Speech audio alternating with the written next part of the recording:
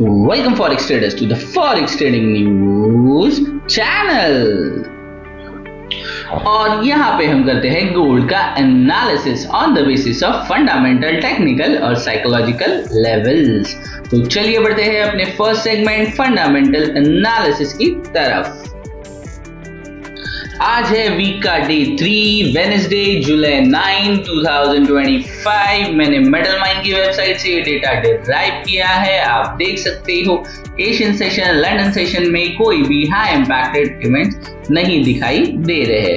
But New York session की बात करूं तो late in evening Indian standard timing के हिसाब से 11:30 PM यानी रात को यूएस FOMC मीटिंग मिनट्स आने वाले है। सो डेफिनेटली जिस तरह से माहौल बना हुआ है, गोल्ड हमें डायरेक्शनलेस लग रहा है because of lot of reasons are there. और द मोस्ट इंपॉर्टेंट रीजन जो न्यूज के साथ साथ फंडामेंटली, ये मैं नहीं कह रहा हूं, मुझे रिपोर्ट्स दिख रहे हैं, उसके हिसाब से मैं आपको बताने की कोशिश कर रहा हूं। सो आप देख सकते हो ये एक आर्टिकल है, gold however around 3300 per ounce Wednesday holding a more than 1% loss in the previous session as tempered Federal Reserve dovish outlook offset concern over renewed trade tension। So trade tension की वजह से gold हमें दोबारा 1% loss करके 3300 पे के आसपास घूमता हुआ दिखाई पड़ रहा है। साथ ही साथ अगर मेजर बातें करें तो president Donald Trump ruled out further extension to the August 1st tariff and announced bold new measures included a 50% tariff on copper imports, potential 200% duties on pharmaceutical and 10% levy on goods from BRICS country। So overall Trump ji ने यानी US president Trump ने हमें जो extension दिया था overall other countries के लिए, जो टैरिफ अप्लाई होने वाला था 1 अगस्त से, उसको फर्दर डिले करना उन्होंने कैंसिल कर दिया है। सो जो भी रेट अभी टैरिफ अप्लाई होगा फ्रॉम 1 अगस्त, उसकी डेट अभी चेंज नहीं होगी। साथ ही साथ उन्होंने 50% टैरिफ ऑन कॉपर, जो कॉपर है उसके ऊपर 50% टैरिफ और पोटेंशियल 200% ड्यूटीज ऑन फार्मास्यूटिकल। तो फार्मास्यूटिकल कंपनी जो मेडिसिन है उसके ऊपर 200% टैरिफ रेट लगाने की उन्होंने बात की। साथ ही साथ जो ब्रिक्स की कंट्रीज है यानी ब्रिक्स ब्रिक्स के अंदर आप देख सकते हो Brazil, Russia, India, China, south Africa, Saudi Arabia, Egypt, Ethiopia, Iran, UAE, ये जो ब्रिक्स की कंट्रीज है इनके ऊपर उन्होंने टैक्सेस दी किए, 10% लेवी उन्होंने फिलहाल के लिए दिखाया। और meanwhile expectation for a July rate cut by the Fed were scaled based after robust US job report last week is fear of slowing economy। So last week वहाँ पे अनएम्प्लॉयमेंट का डेटा कम आया और एम्प्लॉयमेंट बढ़ने की वजह से वहाँ की जो डर था कि इकोनॉमी स्लो होने वाली है, तो उसका थोड़ा सा डर अब हटता हुआ दिखाई पड़ रहा है। Additionally the tariff are expected to boost US inflation in the coming months, limited the outlook of further rate cuts. तो मुझे नहीं लगता इस कारण अभी यहाँ पे फेड रिजर्व रेट कट करेगा। और एडिशनली उनकी इकोनॉमी को बूस्ट मिला है बिकॉज ऑफ टैरिफ। और उसकी न्यूज मेरे पास और एक है जो मैं शेयर करना आपसे पसंद करूंगा, या आप fxtrade.com पर जाकर भी इसका फुल आर्टिकल रीड कर सकते हो। आप देख सकते हो ये मैंने fxtrade.com से लिया है। US treasury secretary Besant says US tariff revenue could reach 300 billion this year. And उसके साथ ही साथ उन्होंने कहा है already received around 100 billion in a tariff of revenue this year and. So United state ने टैरिफ के जरिए ऑलरेडी 100 बिलियन का टैरिफ रेवेन्यू जनरेट किया है। साथ ही साथ ये ईयर एंड तक वो 300 बिलियन तक रेवेन्यू जनरेट कर सकते हैं from only and only tariff. तो इसके वजह से उनकी इकोनॉमी बूस्ट होगी। साथ ही साथ यूएस डॉलर को, अगर आप डॉलर के ट्रेडर्स हो तो ये आपको एक बहुत अच्छा बेनिफिट या डॉलर्स के अंदर की मूवमेंट कैच करने के लिए भी हेल्प कर सकता है। बट डेफिनेटली हम गोल्ड को ट्रेड करते हैं उसकी अगेन XAUUSD यानी USD डॉलर के साथ लिंक करते हैं, तो डेफिनेटली इसका इफेक्ट भी हमें आने वाले दिनों में गोल्ड पर भी दिखाई पड़ सकता है। और साथ ही साथ investor now await to release the June FOMC meeting minutes for the insight into Fed's policy stance पर मुझे नहीं लगता कि फेड पॉलिसी स्टार्ट्स के अंदर कुछ भी ज़्यादा इंपॉर्टेंट न्यूज़ आएंगी और इतना मोमेंटम हमें देखने के लिए मिलेगा। बट मेरे 100% मुझे लगता है कि 80 to 90% चांसेस आर देयर कि फेड रेट कट जो था वही दोबारा सेम रहने के चांसेस बहुत हाई मुझे लग रहे हैं। Elsewhere the Perth Mint report that gold deliver 41% gain in USD terms over full 2024 and 25 financial year. So ये भी आर्टिकल आप यहाँ पे रीड कर सकते हो। So overall this is the analysis from the fundamental side. चलते हैं अपने most favourite and technical part, technical analysis के लिए ऑन गोल्ड के चार्ट पे। आ गए हम गोल्ड के चार्ट पे। आप देख सकते हो कल मार्केट ओपन हुआ था 3340 और जिस तरह से मैंने आपको कहा था कि मार्केट यहाँ एक बार इसे इस जोन को, यानी मैं आपको एक हाई इंपॉर्टेंट जोन दिया था 3038 से लेके 3327 और कहा था कि मार्केट यहाँ से अगर रिजेक्शन लेता है तो आप देख सकते हो 3300 तक पहुंच जाएगा और दोबारा बाउंस करेगा अराउंड 3290 से। और आप देख सकते हो मार्केट ने इसी सराउंडिंग अराउंड मार्केट ने बाउंस भी किया है और हमारे जो ट्रेड एग्जीक्यूशन थे वो यहीं से हुए थे और एग्जैक्टली हमारा ट्रेड में अच्छे खासे ऑलमोस्ट आप कैलकुलेट कर सकते हो 30 से 40 डॉलर्स की मोमेंटम हमने कैच की है। ओवरऑल ये हो गई कल की बातें और अभी जो गोल्ड ने स्ट्रॉन्ग जोन क्रिएट किया था कल, इसकी अब हमें ज़रूरत नहीं है। बट एक शॉर्ट टर्म में मैं आपको ये रख कर दिखाना पसंद करूंगा आज मार्केट कहाँ ओपन हुआ है, पहले इसकी बातें कर लेते हैं।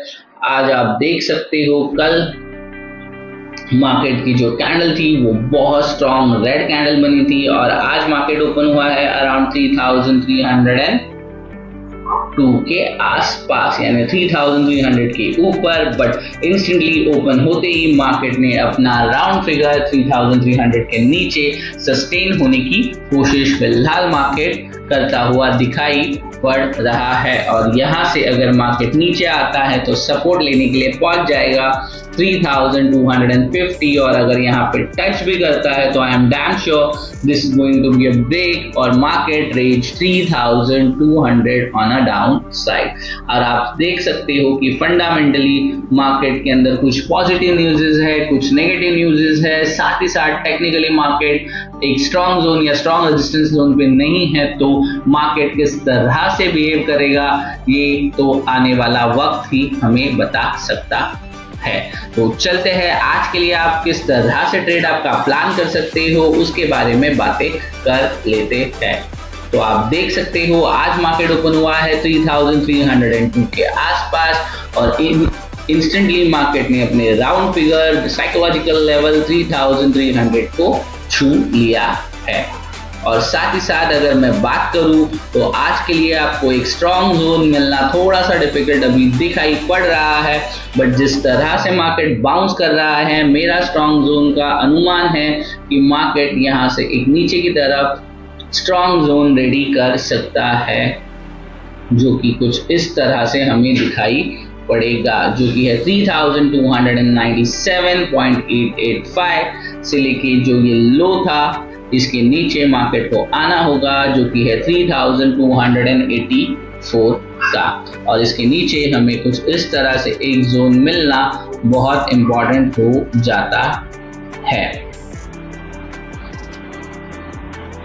और मोस्ट इंपॉर्टेंट थिंग ये है कि यहाँ से अगर मार्केट दोबारा 3300 पे जाता है तो मार्केट हो जाएगा साइडवेज और यहाँ से अगर कोई हाई इम्पैक्टेड इवेंट भी आता है या FOMC की मीटिंग्स वगैरह भी होती है तो मार्केट हमें दोबारा अगर बाउंस भी करता है ऊपर की दिशा में तो मैक्स टू मैक्स जो हमें बाउंस होगा। और मैंने कल आपके लिए जो लेवल्स क्रिएट किए थे 3327, तो सपोज मार्केट यहाँ पे जाता है साइडवेज होता है और बाउंस लेता है तो अगला रिजेक्शन आपको दिखाई पड़ सकता है 3327 से लेके 3340 के बीच में।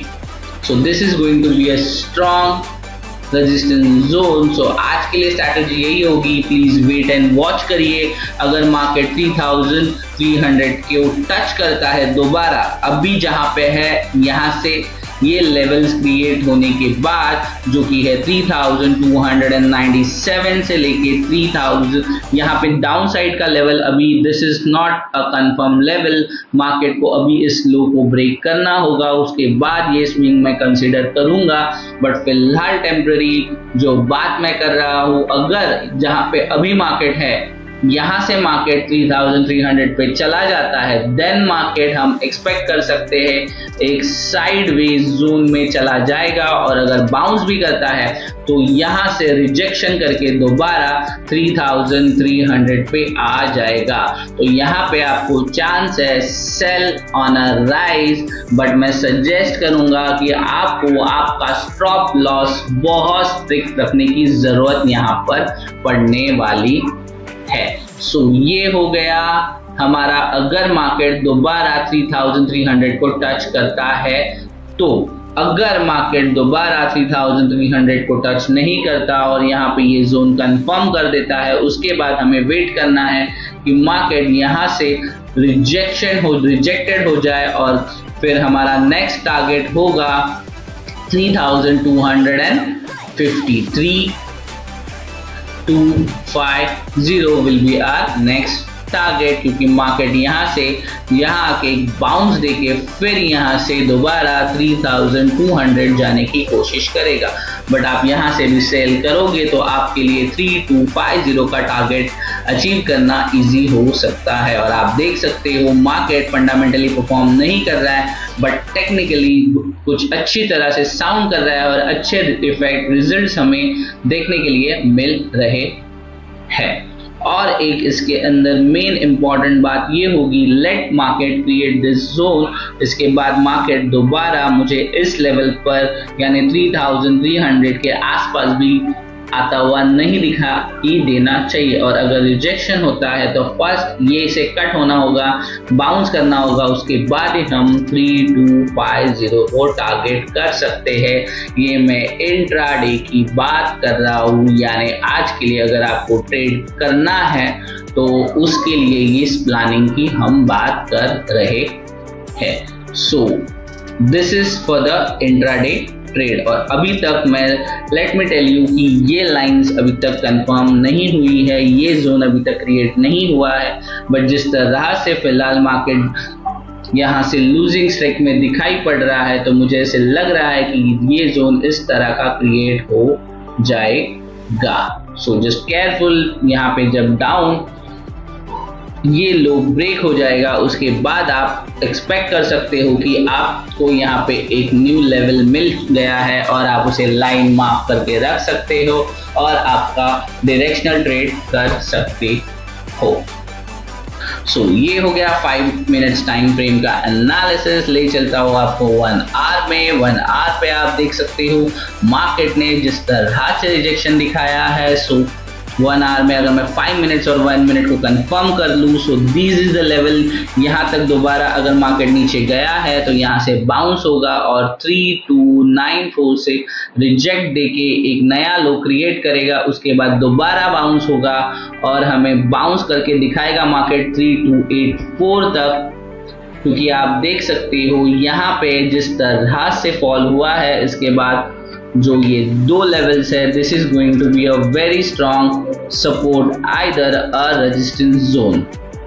सो इसी जोन के अंदर क्या होता है, ये मैं 1 आवर के टाइम फ्रेम आपको दिखा रहा हूँ। यहाँ से अगर मार्केट बाउंस होता है तो हमें दोबारा यहाँ से ब्रेक करके मार्केट 3250 की तरफ जाता हुआ दिखाई पड़ सकता है।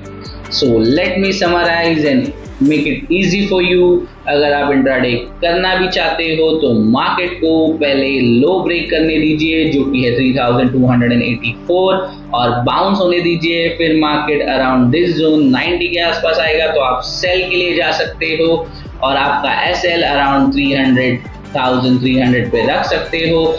और यहाँ से अगर मार्केट रिजेक्ट होता है तो आपका टारगेट होगा अराउंड 3250।